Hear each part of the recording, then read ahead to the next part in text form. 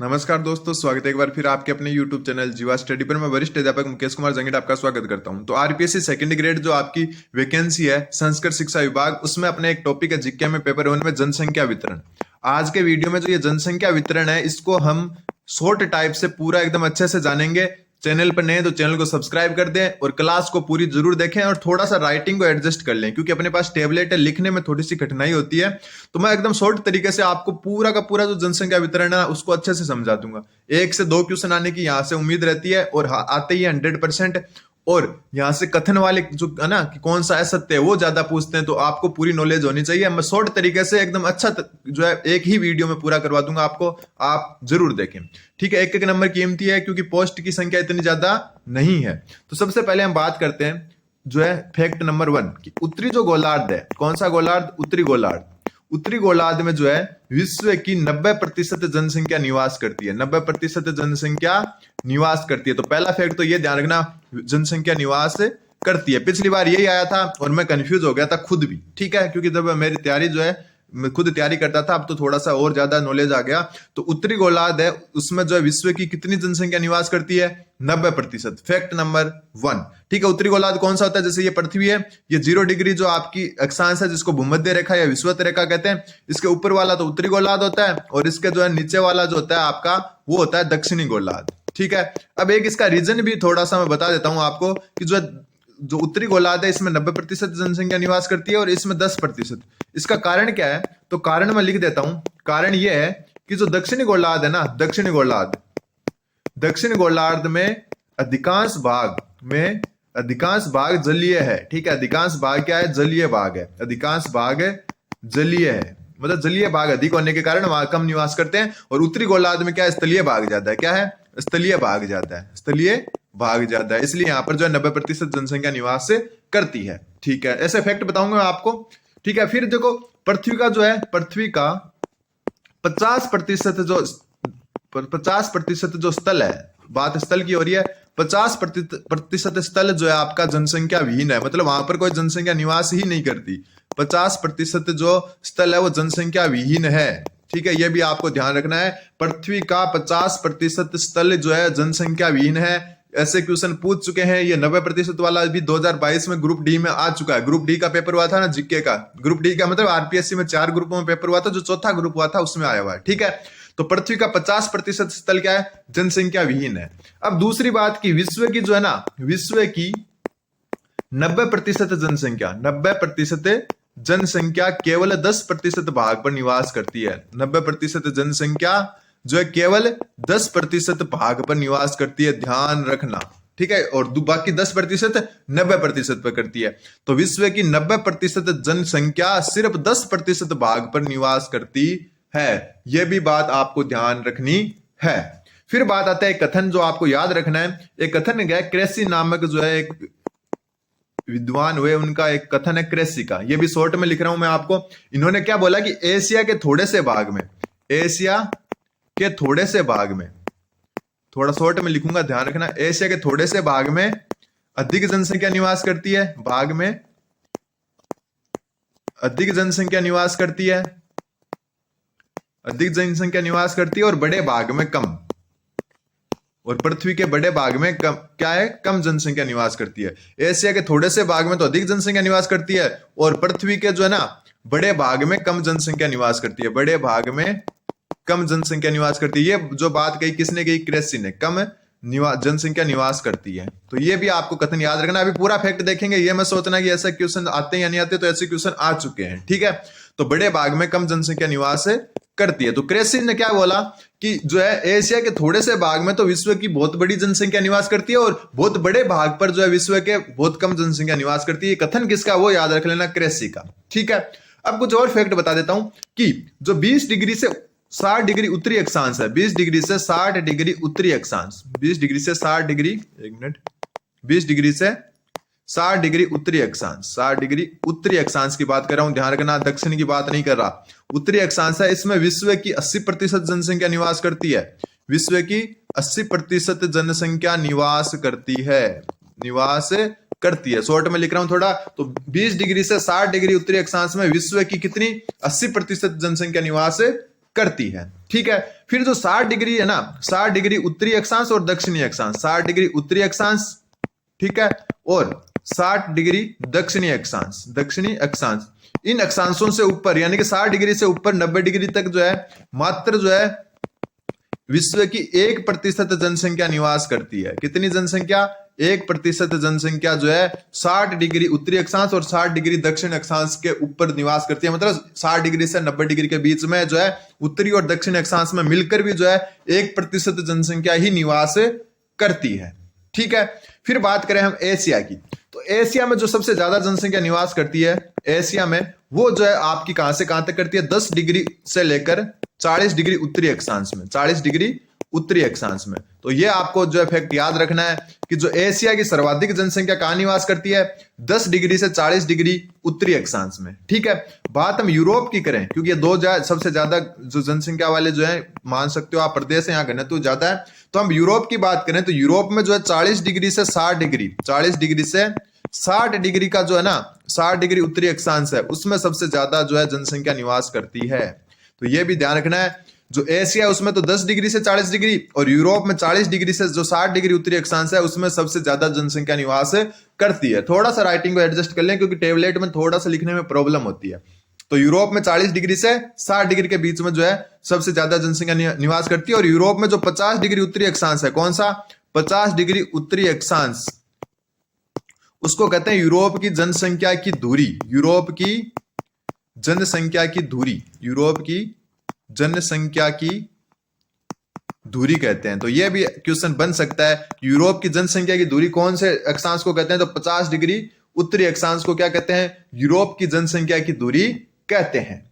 अब आता है एक जो दो फॉर्मूले हैं उनके बारे में। सबसे पहला कि अशोधित जन्म दर क्या होती है, यह फॉर्मूला याद होना चाहिए आपको। अशोधित जन्म दर, अशोधित जन्म दर, इसमें क्या होता है? इसमें होता है कि किसी वर्ष में जीवित जन्म, किसी वर्ष में जीवित जन्म बट्टा में होता है। इसमें किसी वर्ष में जीवित जन्म बट्टा में किसी क्षेत्र विशेष में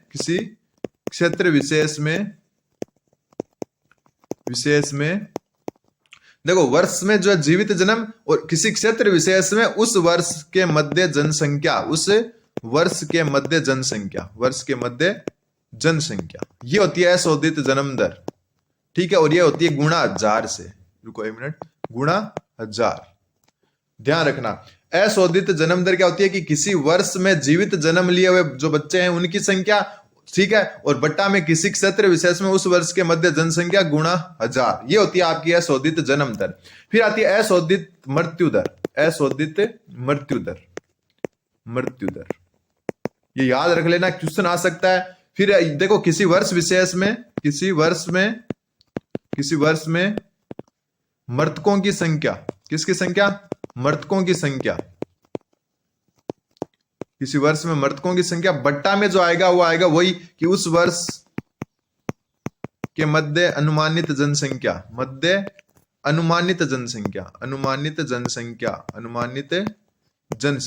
और ये भी गुणा हो जाएगा आपका 1000 से। तो ये आपको ध्यान रखना है कि जो है अशोधित जन्म दर क्या होती है कि किसी वर्ष में जीवित जन्म बट्टा किसी क्षेत्र विशेष में उस वर्ष के मध्य जनसंख्या गुणा 1000। अशोधित मृत्यु दर क्या होगी? किसी वर्ष में मृतकों की संख्या बटा उस वर्ष के मध्य अनुमानित जनसंख्या गुणा 1000। ठीक है, अब बात आती है आपके कि विश्व के 5 ऐसे प्रदेश जहां जो है जनसंख्या घनत्व 100 जो है ना 100 व्यक्ति प्रति वर्ग किलोमीटर से ज्यादा है।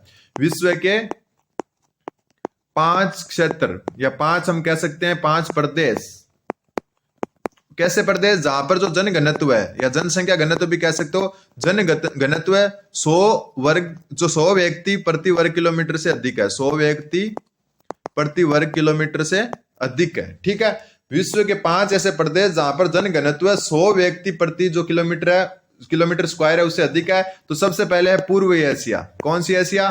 पूर्वी एशिया। पूर्वी एशिया में कौन से देश आते हैं आपके? जैसे चीन हुआ, जापान हुआ, दक्षिण कोरिया हुआ। ठीक है, दूसरा आपके दक्षिण एशिया, और दक्षिण एशिया में कौन आते हैं? तो दक्षिण एशिया में भारत आता है, श्रीलंका, पाकिस्तान, बांग्लादेश ये आते हैं। ठीक है, तीसरा जो क्षेत्र, 5 के नाम ध्यान रख लेना, उत्तर पश्चिम यूरोप, और उत्तर पश्चिम यूरोप में कौन से आते हैं? इंग्लैंड, ब्रिटेन जो होता है पूरा का पूरा वो, जर्मनी, फ्रांस, स्पेन, ये आते हैं उत्तर पश्चिम यूरोप में। तो ये क्या है आपके विश्व के 5 ऐसे प्रदेश जहां जन घनत्व 100 व्यक्ति प्रति किलोमीटर स्क्वायर से भी ज्यादा है। कुल मिला के हम कह सकते हैं ये है सघन जनसंख्या वाले प्रदेश, सघन जनसंख्या वाले प्रदेश, ठीक है। और चौथा जो आपका आता है वो आता है दक्षिण पूर्वी एशिया। कौन सा आता है? दक्षिण पूर्वी एशिया। दक्षिण पूर्वी एशिया में कौन से आ गए? जो अरब के देश हैं, ठीक है, ओमान है, सऊदी अरब है, यूएई है, ये हो गए। फिर पांचवा आपका आता है वो आता है पूर्वी व उत्तरी अमेरिका, पूर्वी है उत्तरी अमेरिका।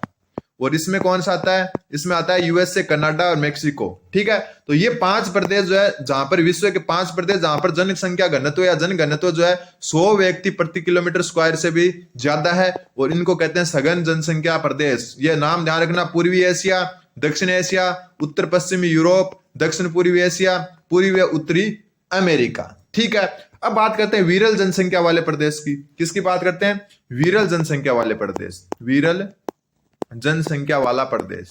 तो विरल जनसंख्या वाले प्रदेश कौन कौन से हैं? तो ध्यान रख लेना, सबसे पहले उच्च अक्षांशीय प्रदेश, ठीक है। उच्च अक्षांशों पर जो भी है, अभी बात की ना अपन ने कि 60 डिग्री उत्तरी और 60 डिग्री दक्षिणी अक्षांश से ऊपर बहुत कम लोग, 1% लोग निवास करते हैं। तो जो उत्तरी अक्षांशीय प्रदेश है वो हो गया एक, तो ठीक है। दूसरा आ गया मरुस्थलीय प्रदेश, मरुस्थलीय प्रदेश, क्योंकि मरुस्थलीय जैसे सहारा रेगिस्तान है, कोई भी रेगिस्तान ले लो विश्व का, सबसे जो है विरल जनसंख्या होगी वहां पर, ठीक है। मरुस्थलीय प्रदेश जो भी है, ठीक है।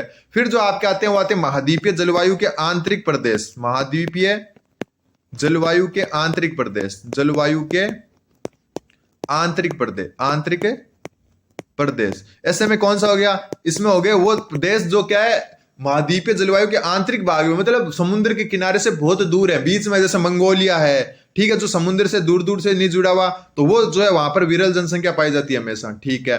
फिर हो गया आपका चौथा विषुवत रेखीय प्रदेश, विषुवत रेखीय प्रदेश, विषुवत रेखीय, विषुवत रेखीय मतलब जो भूमध्य रेखा है ना उसके आसपास जो देश आते हैं जहां से वो गुजरती है, वहां पर उसके आसपास जो है घने वन होने के कारण वहां पर जो है बहुत कम जनसंख्या निवास करती है। और फिर पांचवा आता है आपका उच्च पर्वतीय प्रदेश, उच्च पर्वतीय प्रदेश। इसमें जो उच्च पर्वतीय प्रदेश हैं जो 2,500 मीटर से ऊंचे क्षेत्र है, उन पर भी जो है जनसंख्या कम निवास करती है, जैसे अपने लेह लद्दाख है, वहां पर जनसंख्या विरल आपको पाई जाएगी। तो विरल जनसंख्या है उच्च अक्षांशीय प्रदेशों में, मरुस्थलीय प्रदेशों में, महाद्वीपीय जलवायु के आंतरिक प्रदेशों में, विषुवत रेखीय प्रदेशों में और उच्च पर्वतीय प्रदेशों में।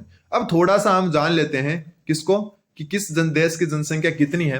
तो देखो अगर 2023 के अनुसार हम बात करें, किसके अनुसार? 2023 के अनुसार। पहले हम जो है क्या देखेंगे कि विश्व का जो औसत जनघनत्व है, विश्व का औसत जनघनत्व है, विश्व का औसत जनघनत्व या जनसंख्या घनत्व भी कह सकते हो आप। तो जनघनत्व है 54 व्यक्ति प्रति किलोमीटर स्क्वायर, ठीक है। मैं सीधा 54 ही लिख रहा हूं, 54 व्यक्ति प्रति किलोमीटर स्क्वायर जो है विश्व का क्या है? जनघनत्व है। एक मिनट सही से लिख देता हूं, 54 व्यक्ति प्रति किलोमीटर स्क्वायर। अब इसमें एशिया का कितना है? तो एशिया का ध्यान रखना सबसे अधिक जनघनत्व है 153, ठीक है। बात करें यूरोप की, यूरोप का कितना है? तो यूरोप का आपका 34, ठीक है। बात करें अफ्रीका की, तो अफ्रीका का कितना जनघनत्व है? तो अफ्रीका का आपका 49, ठीक है। बात करें लेटिन व मध्य अमेरिका की, लेटिन मतलब होगा दक्षिण अमेरिका, लेटिन व मध्य अमेरिका का जो जनघनत्व है वह आपका कितना है? तो वह आपका 33, ठीक है। बात करें हम उत्तरी अमेरिका की, तो उत्तरी अमेरिका का जो जनघनत्व है उत्तरी अमेरिका वह आपका जो है 20 व्यक्ति प्रति किलोमीटर स्क्वायर, ठीक है। और जो ओशिनिया है, जिसको ऑस्ट्रेलिया भी कहते हैं, ओशिनिया महाद्वीप, ओशिनिया का जनघनत्व आपका 5 व्यक्ति प्रति किलोमीटर स्क्वायर। तो सबसे ज्यादा एशिया का और सबसे कम यूरोप का है, सॉरी ओशिनिया का है, ठीक है। अंटार्कटिका को इसमें शामिल नहीं किया गया। तो ये जो है विश्व का औसत जनघनत्व कितना है? 54 व्यक्ति प्रति जो है किलोमीटर स्क्वायर। और एशिया का 153, यूरोप का है 34, उत्तरी अमेरिका का 20, ओशिनिया का है 5, अफ्रीका का 49 और लेटिन और मध्य अमेरिका का कितना है? 33। एक बात मैं क्लियर कर देता हूं कि लगभग चांस है कि मैं जो पढ़ा रहा हूं उसमें से क्वेश्चन आ जाएगा, ठीक है। अब एक थोड़ा सा ध्यान रखना, आपको जो है 5 घनत्व है उनको याद रखना। सबसे पहला होता है अंकगणितीय घनत्व, जिसकी हम बात करते आ रहे हैं, अंकगणितीय घनत्व है, इनको याद रख लेना, क्वेश्चन आया हुआ है अंकगणितीय घनत्व है। और अंकगणितीय घनत्व क्या होता है? अंकगणितीय जो घनत्व होता है कि कुल जनसंख्या तो होती है, उसमें किसका भाग दे दो? कुल जनसंख्या में भाग दे दो कुल क्षेत्रफल का, कुल क्षेत्रफल का, और इसको गुणा कर दो किससे? 1000 से। तो ये क्या आ जाएगा आपका? क्या आ जाएगा? अंकगणितीय घनत्व आ जाएगा, कुल जनसंख्या बटा कुल क्षेत्रफल गुणा 1000, ठीक है। एक होता है आपका कायिक घनत्व है। कौन सा घनत्व? आपने पीछे के जो पेपर देखे तो उनमें आपके ये आए भी होंगे। कायिक घनत्व। कायिक घनत्व क्या होता है? कायिक घनत्व होता है कुल जनसंख्या में, अब देखो यहाँ तो कुल क्षेत्रफल का भाग दे रहे थे, यहाँ कुल जनसंख्या में किसका भाग देंगे? कृषि योग्य भूमि का। ठीक है, किसका देंगे?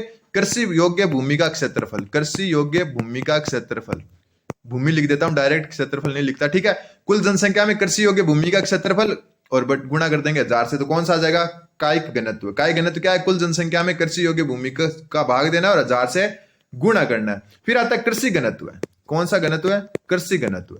कृषि घनत्व क्या होता है? कृषि घनत्व में देखो कुल जनसंख्या नहीं आएगी, बस कुल जनसंख्या नहीं आएगी। इसमें क्या आएगा? इसमें आएगा कृषि कार्य में संलग्न जनसंख्या।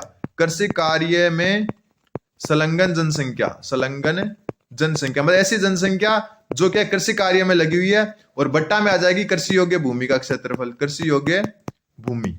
ठीक है, और ये क्या कर जाएगा? गुणा 1000 से हो जाएगा। तो कृषि घनत्व क्या होता है? कृषि घनत्व होता है कृषि कार्य में संलग्न जनसंख्या बट्टा कृषि योग्य भूमि गुणा 1000। थोड़ा सा राइटिंग को एडजस्ट कर लेना, बस आपको समझ में तो आ रही होगी। टेबलेट पर लिखना बहुत थोड़ा सा हार्ड होता है। फिर आता है आपका पोषणीय घनत्व है। वापस भी देखेंगे, इनको एक बार लिख लेते हैं। पोषणीय घनत्व है। पोषणीय घनत्व क्या होता है? पोषणीय घनत्व होता है आपका कुल जनसंख्या, कुल जनसंख्या बट्टा में खाद्यान्नों के अंतर्गत भूमि का क्षेत्रफल, मतलब जहां पर खाने योग्य जो खाद्यान्न होते हैं उनकी खेती की जाती है। ठीक है, तो खाद्यान्नों के अंतर्गत, खाद्यान्नों के लिख देता हूं, खाद्यान्नों के अंतर्गत कृषि या भूमि, या कह सकते हो भूमि का क्षेत्रफल, और गुणा हो जाएगा 1000 से। मतलब पोषणीय घनत्व उसको कहते हैं कि कुल जनसंख्या में किसका भाग दें? कि खाद्यान्नों के अंतर्गत भूमि, मतलब कृषि के अंदर भी खाद्यान्न होते हैं ना जो खाने योग्य होते हैं। ठीक है, जिनसे पेट भरता हो, भूख मिटती हो, वो। ठीक है, अब मान लो कृषि में आप जो है कपास बो रहे हो, तो कपास क्या खा पाओगे आप? तो वो जो है पोषणीय घनत्व में उसका क्षेत्रफल काउंट नहीं होगा। ठीक है, फिर बात आती है लास्ट आर्थिक घनत्व की। आर्थिक घनत्व, एक मिनट सही लिख देता हूं। आर्थिक घनत्व। आर्थिक घनत्व। आर्थिक घनत्व क्या होता है? आर्थिक घनत्व में ध्यान रखना, 1000 से गुणा नहीं होगा, एकमात्र यह है कुल जनसंख्या में, किसमें? कुल जनसंख्या में भाग देना आपको किसका? संसाधन मूल्य का। किसका भाग देना है? संसाधन मूल्य का। बस ये हो गया आपका आर्थिक घनत्व, कुल जनसंख्या में संसाधन मूल्य का। अब देखो वापस देख लेते हैं एक बार इसको। अंकगणितीय घनत्व है। अंकगणितीय घनत्व आपका जो है कुल जनसंख्या में कुल क्षेत्रफल का भाग दो, 1000 से गुणा कर दो। ठीक है, कायिक घनत्व है। कायिक घनत्व कुल जनसंख्या में कृषि योग्य जो भूमि है उसके क्षेत्रफल का भाग दो, 1000 से गुणा कर दो। ठीक है, फिर एक कृषि घनत्व है।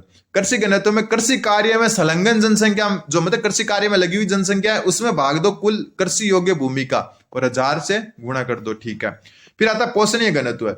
कुल जनसंख्या में खाद्यान्न के अंतर्गत जो कृषि की जाती है, जो खाने योग्य पेट भरता हो, जैसे जो व्यापारिक फसलें उनके अलावा, ठीक है, तो वो जाता है आपका पोषणीय घनत्व।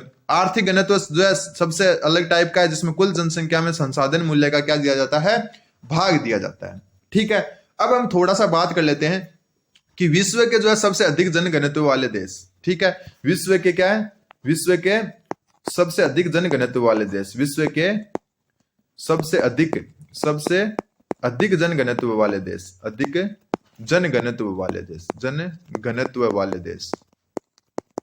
ठीक है, इनको थोड़ा सा याद रख लेना बहुत अच्छे तरीके से। सबसे पहले जो है ना, सबसे ज्यादा जो जनघनत्व है मक्काऊ का, और मक्काऊ का जो जनघनत्व है वो है आपका 21,000 व्यक्ति प्रति किलोमीटर स्क्वायर। मतलब वहां पर 1 किलोमीटर स्क्वायर में 21,000 व्यक्ति निवास करते हैं। कहां पर? मक्काऊ में। दूसरा नाम ध्यान रखना मोनाको, इसके जैसा ही मैं ऐसे ही दोनों नाम है मोनाको, और मोनाको में जो है 19,000 व्यक्ति प्रति वर्ग किलोमीटर जो है निवास करते हैं। तीसरे नंबर पर आता है आपका सिंगापुर। कौन सा आता है? सिंगापुर। और सिंगापुर में जो है 8,000 व्यक्ति जो है ना प्रति किलोमीटर स्क्वायर जो है निवास करते हैं। और चौथा याद रखना चाहो तो हांगकांग। क्या? हांगकांग। तो ये आपको ध्यान रखना है। ठीक है, तो विश्व में सर्वाधिक जनघनत्व वाले देश में नंबर 1 आता है मकाऊ, 21,000 व्यक्ति प्रति किलोमीटर स्क्वायर। ठीक है, 2 नंबर मोनाको, 3 पर सिंगापुर और 4 पर हांगकांग। बात करें बड़े देशों की, किसकी बात करें? बड़े देशों की। बड़े देशों की बात करें तो बड़े देशों में ये जो है जनसंख्या घनत्व के सबसे बड़े देश कौन से हैं? तो बड़े देशों में सबसे 1 नंबर पर आता है आपका बांग्लादेश। कौन सा? बांग्लादेश। ध्यान रखना, बड़े देशों में 1 नंबर पर आता है बांग्लादेश, और इनका घनत्व है 1265 व्यक्ति प्रति किलोमीटर स्क्वायर। दूसरे पर जो है यहाँ पर आएगा आपका दक्षिण कोरिया। कौन है? दक्षिण कोरिया। और दक्षिण कोरिया का है आपका 527 व्यक्ति प्रति किलोमीटर स्क्वायर। फिर जो आपका आएगा वो आएगा रवांडा। क्या आएगा? रवांडा। रवांडा भी देश है और यहाँ पर जो है 512 व्यक्ति प्रति किलोमीटर स्क्वायर रहते हैं। तो बड़े देशों में या छोटे देशों से कहीं से भी क्वेश्चन आ सकता है। छोटे देशों में मकाऊ, मोनाको, सिंगापुर और हांगकांग। बड़े देशों में बांग्लादेश, दक्षिण कोरिया और रवांडा। अब बात करें कम जनघनत्व वाले देश, कम जनघनत्व वाले देश, जनघनत्व वाले देश। ठीक है, ये भी छोटे बड़े दोनों तरह से याद रखना आपको। सबसे पहले छोटे देशों में बात करें तो सबसे जो कम जनघनत्व है वो आपका किसका? ग्रीनलैंड का। किसका? ग्रीनलैंड का। और ये ग्रीनलैंड जो है ना आपका डेनमार्क के अधीन है। वैसे किसके अधीन है? डेनमार्क के अधीन। ठीक है, और इसका जनघनत्व एक व्यक्ति प्रति जो है, मतलब एक व्यक्ति रहता है 1 किलोमीटर स्क्वायर में। ठीक है, दूसरा आता है आपका फोकलैंड। क्या आता है? फोकलैंड। और फोकलैंड का जो है किसके अधीन है? अर्जेंटीना के। किसके अधीन है? अर्जेंटीना के अधीन है। और इसमें भी कितना है? एक व्यक्ति जो है प्रति जो है किलोमीटर स्क्वायर रहता है। ठीक है, फिर आता है आपका तीसरे नंबर पर मंगोलिया। ठीक है, कौन सा आता है? मंगोलिया। मंगोलिया जो है एशिया का देश है। मंगोलिया जो है इसका घनत्व है आपका 2 व्यक्ति प्रति वर्ग किलोमीटर। तो सबसे कम जनघनत्व वाले देश में ग्रीनलैंड 1 नंबर पर, फोकलैंड 2 नंबर पर और मंगोलिया 3 नंबर पर। बात बड़े देशों की करें तो बड़े देशों में जो है ना ये है आपके बड़े देश। बड़े देशों में इस घनत्व को इस हिसाब से देखें आप, बड़े देशों में सबसे कम है ऑस्ट्रेलिया का। किसका? ऑस्ट्रेलिया का घनत्व है। ऑस्ट्रेलिया में जो है 3 व्यक्ति प्रति किलोमीटर स्क्वायर ही निवास करते हैं। फिर बात आती है कनाडा की। किसकी? कनाडा की, जहां पर 4 व्यक्ति प्रति किलोमीटर स्क्वायर जो है निवास करते हैं। फिर बात आती है कजाकिस्तान की। किसकी?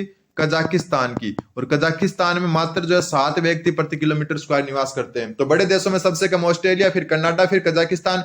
छोटे देशों में ग्रीनलैंड, फोकलैंड और मंगोलिया। वैसे छोटा देश नहीं है, बहुत बड़ा देश है, तो मंगोलिया जो है इसमें आ जाएगा तीसरे नंबर पर। तो ये हो गया आपके कुछ फैक्ट। ठीक है, अब बात करते हैं अपन जो है एक और फैक्ट है जो अपनी रिपोर्ट आती है ना एक, जैसे अब भारत नंबर 1 बन गया तो ये कैसे पता चला? तो एक रिपोर्ट होती है जिसको हम कहते हैं state of world population, state of world population report 2024। Report 2024 ये रिपोर्ट है, इसको भी ध्यान रखना, यहां से क्वेश्चन आ सकता है। देखो, state of world population report 2024 ये एक अनुमान लगाते हैं। इसमें अनुमान क्या लगाया? एक तो कि स्वतंत्र वर्ष में जो है भारत की जो जनसंख्या है, स्वतंत्र वर्ष में भारत की जनसंख्या 2 गुना हो जाएगी। जनसंख्या 2 गुना हो जाएगी, 2 गुना हो जाएगी। ठीक है, हो जाएगी। एक तो अनुमान ये लगाया इन्होंने। दूसरा जो है इन्होंने क्या बोला है कि भारत 1.4 अरब या 144 करोड़ भी कह सकते हो आप, 1.44 अरब या इसको कह सकते हो 144 करोड़ जनसंख्या के साथ विश्व का नंबर 1 देश बन गया है। विश्व का नंबर 1 जो है जनसंख्या में बन गया है। तो नंबर 1 बनने पर हार्दिक बधाई हो। भारत जो है 1.44 अरब या 144 करोड़ जनसंख्या के साथ विश्व का नंबर 1 देश बन चुका है। ये कौन सी रिपोर्ट बोलती है? State of world population report 2024। ये सब अनुमानित होता है, ध्यान रखना। ठीक है, फिर बात करते हैं इसने और क्या बोला।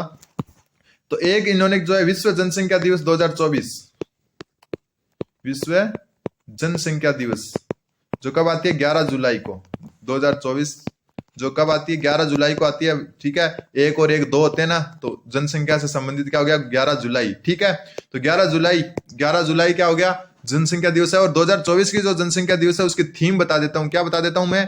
थीम बता देता हूं आपको, याद रख लेना कि थीम क्या है कि किसी को पीछे ना छोड़ें, किसी को पीछे ना छोड़ें, पीछे न छोड़ें।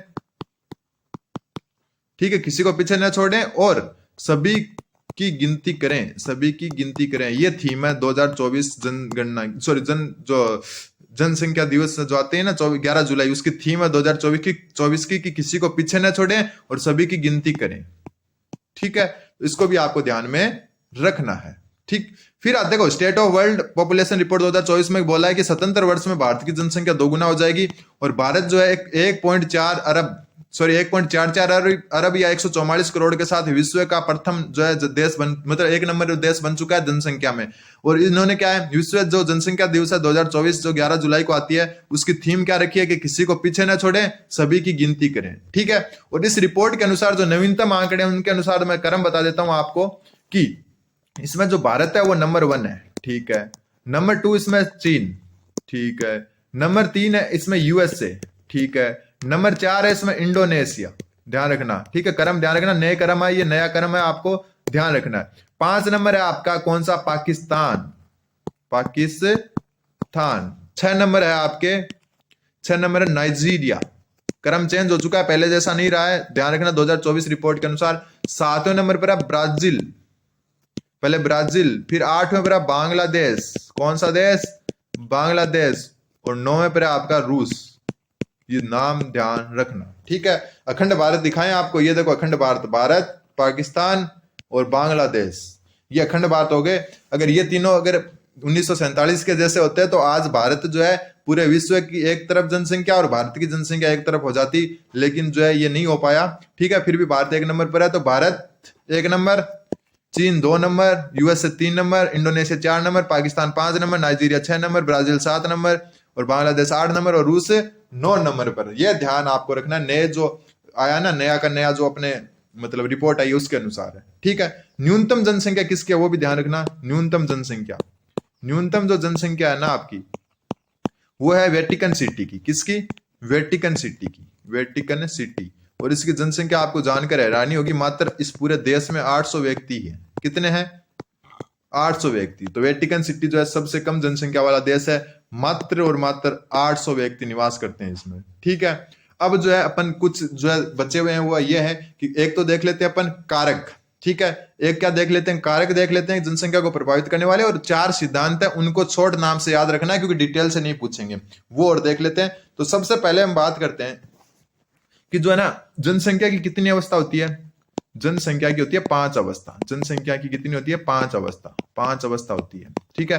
5 अवस्था के बारे में अपने को ध्यान नहीं रखना, अपने को ध्यान रखना भारत का, और भारत है इसमें तृतीय अवस्था में, कौन सी अवस्था में, तृतीय अवस्था में, ध्यान रख लेना। क्वेश्चन आ गया तो फिर मैं स्क्रीनशॉट टिकाऊंगा कि यहां से क्वेश्चन आया, तो भारत कौन सी अवस्था में है, तृतीय अवस्था में। तृतीय अवस्था क्या कहती है, तृतीय अवस्था कहती है कि जो है पहले तो क्या हुआ, जनसंख्या विस्फोट हुआ, पहले तो हुआ जनसंख्या विस्फोट, वैसे देश आते हैं इसमें जिसमें पहले तो जनसंख्या विस्फोट हुआ और बाद में क्या हुआ, जो है बाद में जो है जन्म दर या फिर जब सकते हैं वृद्धि दर में क्या हो रही है, घटने की प्रवृत्ति है, ठीक है। पहले जनसंख्या विस्फोट हुआ और बाद में जो है जनसंख्या वृद्धि दर, जनसंख्या वृद्धि दर घटने की प्रवृत्ति, घटने की प्रवृत्ति। तो विश्व में जो जनसंख्या की 5 अवस्थाएं होती है जिसमें से भारत तीसरी अवस्था में है, और तीसरी अवस्था में वह देश आते हैं जिसमें पहले तो जनसंख्या विस्फोट हुआ यानी कि अचानक बढ़ी और बाद में जनसंख्या वृद्धि दर धीरे धीरे घट रही है, ठीक है। तो ये जो है भारत तीसरी अवस्था में आता है, इसको आपको ध्यान रखना है। अब कुछ कारक है उनको देख लेते हैं और फिर अपना वीडियो जो है यहाँ पर समाप्त हो जाएगा, और यहाँ से आप जो है 2 नंबर या 4 नंबर पक्के कर सकते हो, ठीक है। सबसे पहले भौतिक कारक, जनसंख्या को प्रभावित करने वाले कारक लिख देता हूं, प्रभावित करने वाले कारक, करने वाले कारक, ठीक है। कौन कौन से कारक जनसंख्या को प्रभावित करते हैं, सबसे पहले बात करते हैं हम भौतिक कारक की, कौन से कारक की, भौतिक कारक की, ठीक है। भौतिक कारक, वैसे हम भौतिक कारक आसानी से पहचान सकते हैं। भौतिक कारक में आपके जो है नंबर 1 आ जाएगा अक्षांशीय स्थिति, क्योंकि ये बात हम डिटेल से तो कर चुके हैं कि ऊपरी अक्षांश में कम रहते हैं, तो अक्षांशीय स्थिति, ठीक है। दूसरा जो है इनको आपको डायरेक्ट नाम याद रखना है, समुद्र से ऊंचाई, समुद्र से ऊंचाई मतलब समुद्र तल से जो ऊंचाई है वो भी जो है जनसंख्या को प्रभावित करती है। तीसरा आ गया समुद्र तट से दूरी, समुद्र तट से दूरी, ठीक है। चौथा जो आपके आ गया, चौथा आ गया विषुवत रेखीय प्रदेश, सॉरी हाँ ये तो अपन उसमें पढ़ चुके, जल स्रोत, विषुवत रेखीय प्रदेश तो अपन उसमें पढ़ चुके हैं, तो इसको वापस पढ़ने की जरूरत नहीं है, जल स्रोत हो गया, ठीक है। और 5वीं होगी मृदा। ये आते हैं आपके भौतिक कारक। अक्षांशीय स्थिति, उच्च अक्षांशों पर जैसे 90 डिग्री 60 डिग्री से ऊंचे अक्षांश है उन पर जो है कम जनसंख्या निवास करती है। समुद्र से ऊंचाई, समुद्र से ऊंचे स्थानों पर कम जनसंख्या निवास करती है, ध्यान रखना, और नीचे स्थानों पर भी कम जनसंख्या, तो औसत स्थानों पर ज्यादा जनसंख्या निवास करती है। समुद्र तट से दूरी यानी कि जो समुद्र से दूर स्थित है, जो आंतरिक प्रदेश है महाद्वीपों के, वहां पर जनसंख्या कम निवास करती है। जल स्रोत यानी कि पानी के पर्याप्त स्रोत होने चाहिए, तो वहीं पर जनसंख्या ज्यादा निवास करेगी, और मृदा उपजाऊ होगी, वहां पर जाए ज्यादा जनसंख्या निवास करेगी। तो यह ध्यान रखना भौतिक कारक में कौन कौन सा है, अक्षांश स्थिति, समुद्र से ऊंचाई, समुद्र तट से दूरी, जल स्रोत और खनिज। एक होता है मृदा, एक होता है खनिज संसाधन, ठीक है, खनिज संसाधन। ये इसमें जो है भौतिक कारक में शामिल नहीं है, ध्यान रखना, शामिल नहीं है, ध्यान रखना, भौतिक कारक में जो है खनिज संसाधन शामिल नहीं है। फिर बात करते हैं अपन दूसरा कारक है, उसका नाम है आपका आर्थिक कारक। जनसंख्या को प्रभावित करने वाले आर्थिक कारक। आर्थिक कारक कौन से हैं? तो आर्थिक कारक में आपको ध्यान रखना है सबसे पहले तो खनिज संसाधन, ठीक है, क्योंकि अपन खनिज संसाधन को जो है क्या मान लेते हैं, भौतिक कारक मान लेते हैं, लेकिन खनिज संसाधन क्या है आपका आर्थिक कारण है। तो सबसे पहले हो गया खनिज संसाधन, क्योंकि ये बात जो है ना मेरे को पहले मतलब ये क्वेश्चन इस टाइप का आया हुआ है कि खनिज संसाधन और ये 3 इसमें से ऑप्शन आए थे, तो पूछा था कौन सा भौतिक कारक नहीं है, तो वहां कंफ्यूज हो जाते हैं। तो ध्यान रखना जो है खनिज संसाधन आर्थिक में आता है। दूसरे नंबर पर इसमें आता है औद्योगिक विकास, कि उस क्षेत्र का औद्योगिक विकास कैसा हुआ है, औद्योगिक विकास, ठीक है। तीसरा इसमें जो आता है वो आता है आपका रोजगार विकास, कि रोजगार का कैसा विकास है, जहां रोजगार अधिक होगा वहां पर जनसंख्या अधिक होगी। चौथा जो आता है आपका नगरीकरण, ठीक है, नगरों में जनसंख्या जो है अधिक होती है, ठीक है।